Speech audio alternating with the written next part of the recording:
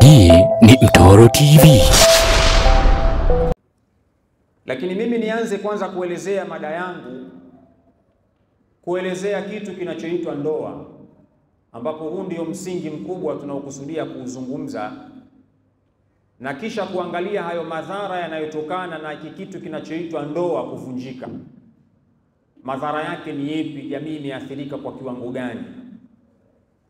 Ndugu zangu, ndoa ni jambo ambalo Allah subhanahu wa ta'ala ameliweka likiwa na malengo maalum kabisa. Lakini katika miongoni mwa malengo ya ndoa lengo lake ikuja au imewekwa sheria ya ndoa kwa ajili ya hifdhi nasli. Hifdhi nasli maana yake ni kuhifadhi kizazi. Ndoa imewekwa na Allah subhanahu wa ta'ala ikiwa na lengo la kuhifadhi kizazi.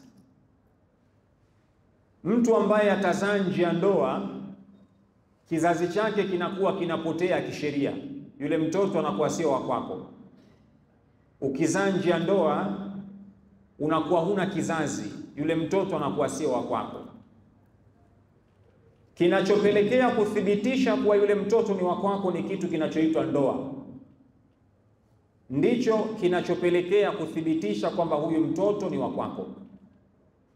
Kwa hiyo ukizaa nje ya ndoa, maana yake umekata kizazi. Kama mtoto ilikuwa aitwe Juma ibn Abdallah, wewe unaitwa Abdallah, yule mtoto hatoitwa Juma ibn Abdallah, hatoitwa hivyo. Kwa sababu gani? Amezaliwa nje ya ndoa. Hiyo ndio kwa mujibu wa sheria ya Kiislamu. Kama binti yako ilikuwa aitwe Maryam binti Abdallah, hatoitwa Maryam binti Abdallah kwa sababu yule mtoto amepatikana nje ya ndoa. Kwa hiyo maana yake ndoa au mtu akizaa nje ya ndoa anakata kizazi, anakuwa hana kizazi. Ukoo wake unakuwa hauhesabiki kwamba huu ni ukoo wa fulani kisheria katika dini ya Uislamu. Na ndio maana mtu aliyezaa nje ya ndoa, yule mtoto anakuwa hawezi kurithiana naye. Kwa sababu gani hawezi kurithiana naye? Kwa sababu anakuwa sio mwanawe kisheria. Ili awe mwanawe lazima ipatikane kitu kinaitwa ndoa. Ndio tunasema huyu mwanae. Kipatikane kitu kinaitwa ndoa, ndio tunasema huyu sasa mwanawe, kwa sababu kuna ndoa. Na nakumbuka katika somo la mirathi tulisoma kwamba ndoa ni kigezo kinachopelekea watu kurithiana. Mke anaweza kumrithi mume na mume anaweza kumrithi mke kwa kitu kinachoitwa ndoa, na mtoto anaweza kumrithi baba na baba anaweza kumrithi mtoto kwa sababu ya kitu kinachoitwa ndoa. Otherwise, kinyume na hapo haiwezekani watu kurithiana.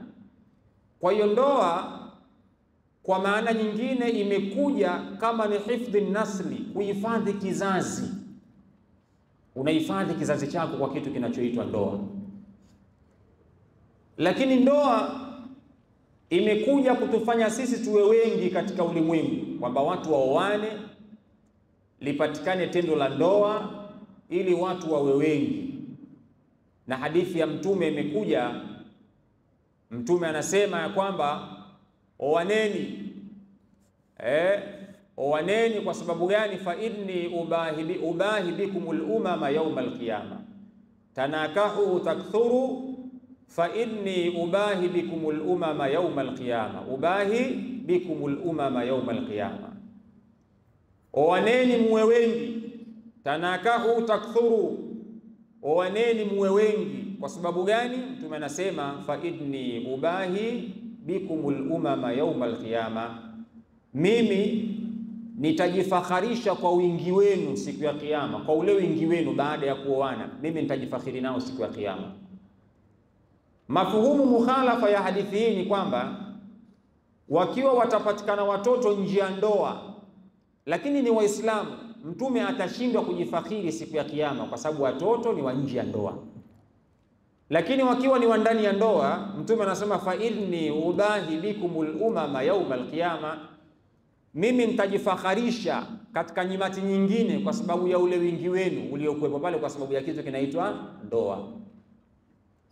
Kwa hiyo ndoa imekuja kutufanya sisi tuwe wengi katika ulimwengu, tofauti na zinaa. Zinaa inaweza ikawafanya watu wawe wengi, lakini zinaa itashindwa kumfanya mtume akajifakhiri yaumul qiyama sallallahu alayhi wa alihi wasallam. Kwa hiyo hii ndio sababu nyingine kuwepo kwa kitu kinaitwa ndoa. Sasa ndoa ni kitu gani, ili tuelezee mada yetu vizuri, madhara ya wazazi kuachana. Tunapozungumzia ndoa, nini maana ya ndoa? Tunapozungumzia ndoa katika sheria ya Kiislamu au an-nikah, ndoa maana yake ni al-iqdu, maana yake ni fungamano, ni mkataba wa kisheria, ni fungamano maalum ambalo analoingia kati ya mke na mume. Hii ndio maana ya ndoa. Kwa hiyo watu wanakubaliana kuingia katika ndoa baina ya mke na mume. Kwa hiyo ukisikia nikah, maana yake ni al-iqdu, imekuja katika lughatan wa istilahan, imekuja kilugha kuelezewa nini maana ya nikah, na imekuja kisheria nini maana ya nikah. Lakini kisheria maana yake ni al-iqdu, maana yake ni fungamano maalum ambalo analiingia baina ya mke na mume. Hii ndio maana ya ndoa katika sheria ya Kiislamu. Na ukija katika sheria ya Tanzania, ukizungumza kitu kinaitwa ndoa, au kwa tafsiri nyingine neno marriage. Neno marriage maana yake ni voluntary union between men and women, ni makubaliano, ni joint venture, ni makubaliano ya watu wawili kuungana kati ya mwanamke na mwanamume. Ni makubaliano ya watu wawili kuungana, ni voluntary union between men and women. Ni makubaliano ya watu wawili kuungana kati ya mwanamke na mwanamume. Hii ndio maana ya meaning of marriage katika law of marriage ya Tanzania, katika sheria ya Tanzania. Kwa hiyo kwa tafsiri hii maana yake hakuna ndoa ya jinsia moja, yani kati ya mwanaume na mwanaume au mwanamke na mwanamke. Katika sheria ya Tanzania jambo hilo hamna. Ukisoma katika law of marriage ya 2008 kwamba sheria ya ndoa ni kwamba inatambua ni muunganiko, ni joint venture ya watu wawili kati ya mwanamke na mwanamume. Ukizama deep zaidi, ukienda ndani, utakuta kuna types of marriage, kuna aina za ndoa katika sheria ya Tanzania. Ndoa zina aina zake. Kuna ndoa inaitwa ni polygamous, alafu kuna ndoa inaitwa monogamous. Katika sheria ya Tanzania kuna ndoa ya wake wengi na kuna ndoa ya mke mmoja. Ukienda katika sheria ya dini ya Ukristo, ndoa inatambulika ni ndoa ya mke mmoja, wao hawana ndoa ya wake wengi. Lakini ukija katika dini ya Uislamu, kunatambulika ya kwamba wao wanaweza kuoa watu wawili, watatu mpaka wanne. Fankihu ma taba lakum minan nisa mathna wa thulatha wa rubaa. Kwa hiyo katika sheria ya Uislamu au katika dini ya Uislamu, ndoa kuanzia mmoja, wawili na kwenda mpaka wanne. Kwa hiyo sheria ya Tanzania ikaweka hiyo polygamous na monogamous, kwamba kuna ndoa ya wake wengi na ndoa ya mke mmoja. Lakini sasa ukienda kwenye sheria ya Tanzania hiyo hiyo, imezigawa hizi ndoa kwenye aina ya ndoa. Kuna aina tatu za ndoa katika sheria ya Tanzania, Jamhuri ya Muungano wa Tanzania. Kuna ndoa inaitwa ni civil marriage. Civil marriage ni ndoa ya kiserikali, watu wanakwenda kuoana kwa mkuu wa wilaya. Alafu kuna cultural marriage, kuna ndoa ya watu kuoana kimila, kuna ndoa za kimila. Sheria ya Tanzania inatambua kuna ndoa za kimila. Alafu kuna religious marriage, kuna ndoa za kidini, Wakristo, Waislamu, Mabudha na dini nyingine ambazo zipo Tanzania. Ndoa hizo na zenyewe kiserikali zinatambulika. Kwa hiyo hii ndiyo meaning of marriage, ndiyo maana ya ndoa katika sheria ya Uislamu. Maana ukisema an-nikah, ndoa maana yake ni al-iqdu, ni fungamano maalumu ambalo mwanamke na mwanamume wanakubaliana kuingia katika mkataba huo. Ni mkataba maalum ambapo katika mkataba huo ndo kuna ijabu na kabuli, kuna kuomba na kukubaliwa. baba akisema nimekuozesha na yule mwanaume akisema nimemuoa, hii katika sheria ya Uislamu tunasema ni ijabu wa kabuli, ni kuomba na kukubaliwa, kwamba mtu anaomba kuozeshwa au anaomba kumuozesha na yule anakubali kuozesha yule mwanamke. Kwa hiyo ni mkataba pale, wanakuwa washaingia tayari kwa makubaliano maalum, kwa mahari maalum. Mahari yangu itakuwa 300,000, 400,000, milioni, milioni 100, inategemea na mahari ambayo utakayokuwa wamepatana hao watu. Kwa hiyo hiyo ndio maana ya ndoa katika sheria ya Uislamu na katika sheria ya Jamhuri ya Muungano wa Tanzania. Lakini lengo la ndoa kama tulivyosema ni kuhifadhi kizazi. Maisha ya ndoa Mwenyezi Mungu mtukufu Subhanahu wa Ta'ala alivyoyaweka, au maisha ya wanadamu alivyoyaumba Allah Subhanahu wa Ta'ala, huwa hayana siku moja. Yani maana yake mwanadamu katika maisha yake huwa hana siku moja. Mwanadamu kwenye maisha yake anakuwa na siku 3.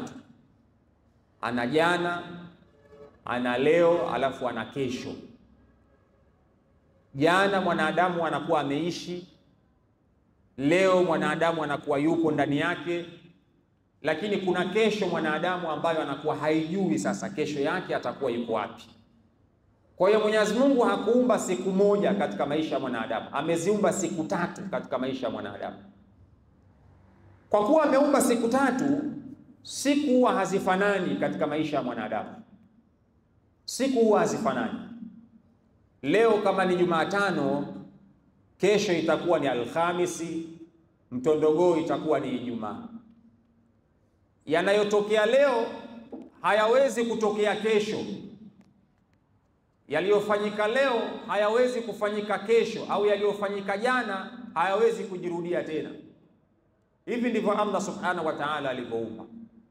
Kwa hiyo kwenye maisha ya ndoa na yenyewe vile vile huwa hayana siku moja. Ndoa inakuwa ina misukosuko sana ndani yake, sana. Ina misukosuko mingi sana. Na Mwenyezi Mungu anasema watilkal ayyamu nudawiluha baina nas. Siku hizi za wanadamu Mwenyezi Mungu amezigeuza, kwamba siku moja itakuwa hivi, siku nyingine itakuwa hivi. Leo umelala na njaa, kesho utashiba. Leo umeshiba, kesho utalala na njaa. Hivi ndivyo Allah Subhanahu wa Ta'ala alivyoweka utaratibu wa masiku katika maisha ya mwanadamu. Kwa hiyo mwanadamu hana siku moja, na katika ndoa hakuna siku moja. Leo ukiwa na furaha na mke wako, kesho inawezekana ukagombana naye mke wako. Leo ukigombana naye inawezekana kesho ukawa na furaha. Tena kuna siku unaweza ukarudi nyumbani ukajikuta umenuna tu, from nowhere wewe umenuna tu nyumbani kwako. Yaani una sababu, umerudi umenuna tu. Mke wako anakuuliza vipi? Niache bwana, niache bwana. Yaani umenuna tu. Yaani hiyo hali huwa inatokea wakati mwingine.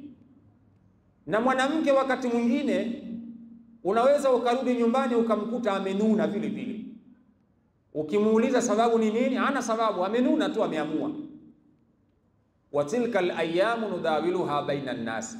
Kuna siku mwanadamu anaamka mood na kuwa yuko mood off, yani mood off kabisa. Yani mtu anakwambia leo nimeamka lakini sijisikii vizuri. Nimeamka na hasira, na kweli mtu anaamka ana kisirani tu. Anagombana na watu ovyo, atagombana na watoto, anakuwa mkali, mke wake anakuwa mkali kwa mkewe mkali. Yani kuna siku mwanadamu huwa anaamka yuko hivyo.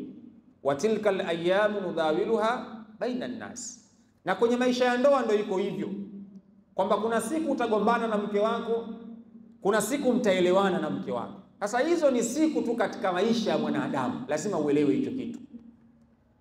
Yako maneno ya Ali ibn Abi Talib radhiyallahu anhu wa arda, anasema la huznu yadumu wala surur. Hakuna furaha inayodumu na wala hakuna huzuni inayodumu katika maisha ya mwanadamu. Hakuna mwanadamu aliyewahi kuwa na furaha tu kwenye maisha yake, haijawahi kutokea.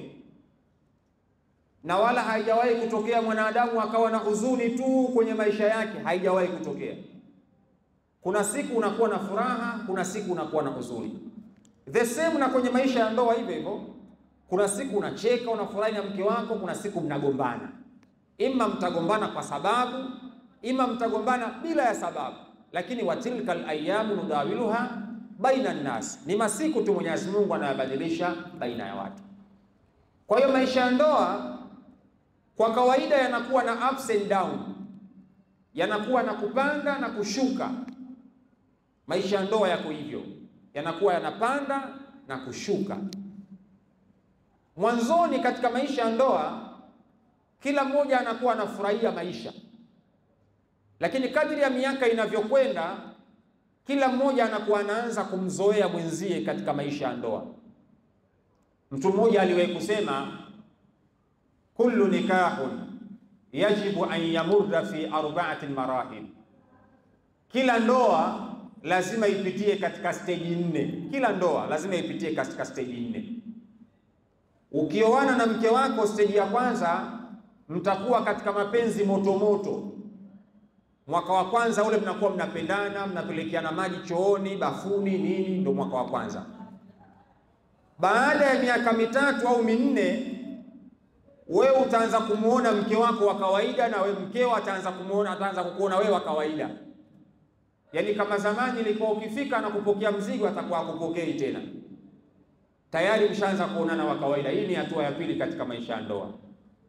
Hatua ya tatu katika maisha ya ndoa, kinachofuatia sasa, kila mmoja anakuwa anaishi kwa sababu ya mwingine.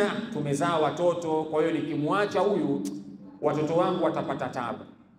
Kwa hiyo mtu anaamua kuishi na mkewe tu kwa sababu ya watoto, na mwanamke vile vile anaamua kuvumilia kwa sababu anaona nimezaa naye huyu, nikiachana naye mume wangu, nikidai talaka watoto wangu watapata tabu. Hii ni hatua ya tatu kwenye ndoa, wanafikia hatua hiyo. Hatua ya 4 katika ndoa ndio unasikia watu wameachana. Hiyo ndio hatua ya mwisho katika maisha ya ndoa. Kwa hiyo kila ndoa huwa inapitia katika stage 4.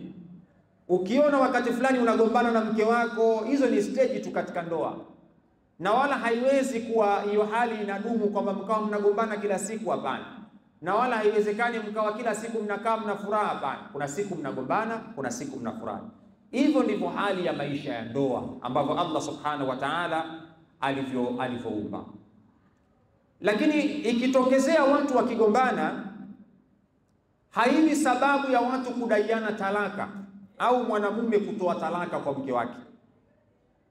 Ikitokezea watu wameachana kwenye maisha ya ndoa, ikitokezea watu wamegombana kwenye maisha ya ndoa, haini sababu ya mwanamume kutoa talaka au haini sababu ya mwanamke kudai talaka kwa mume wake eti kwa sababu tumegombana. Haiwezi kufikia hatua hiyo, kwa sababu wako baadhi ya wanawake wanadai talaka kwa sababu tu wamegombana na waume zao, na wako wanaume wanatoa talaka ni kwa sababu tu wamegombana na wake zao. Hichi kitu hakiwezekani kwenye maisha ya ndoa, kwa sababu la huznu yadumu wala surur, hakuna furaha inayodumu na wala hakuna huzuni inayodumu. Leo kama mmegombana, kesho mtakuwa na furaha tu, na kama leo mna furaha, kesho inawezekana mkagombana. Hiyo yote inawezekana kwenye maisha ya ndoa. Na Mtume Muhammad sallallahu alayhi wa alihi wasallam katika moja ya hadithi yake anasema, ayyuma mraati, mwanamke yoyote yule, saalat zawjaha talaqan, akawa amemuomba mume wake talaka. Tena Mtume Muhammad sallallahu alayhi wa alihi wasallam akasema, fi ghairi ba'si, pasipo kuwepo na sababu yoyote ile ya kudai talaka.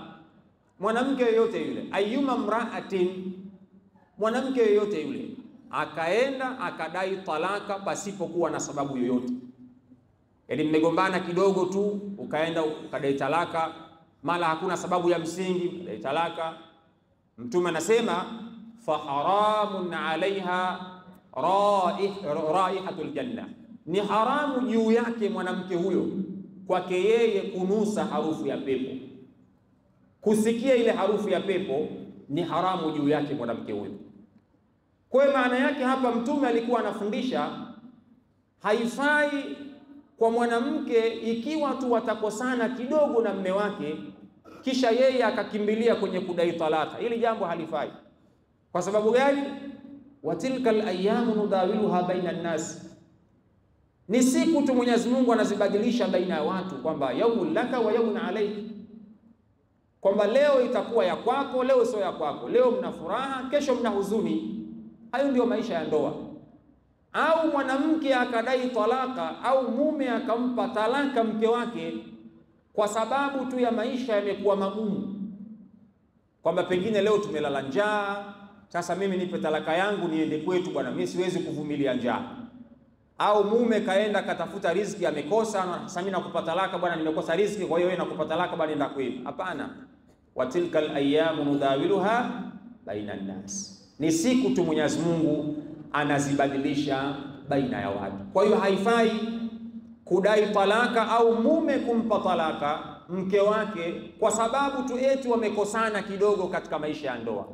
La husnu yadumu wala surur, hakuna furaha inayodumu na wala hakuna huzuni inayodumu. Siku zote ukiwa na furaha leo, kesho utakuwa na huzuni.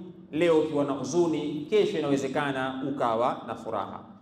Hii ni Mtoro TV.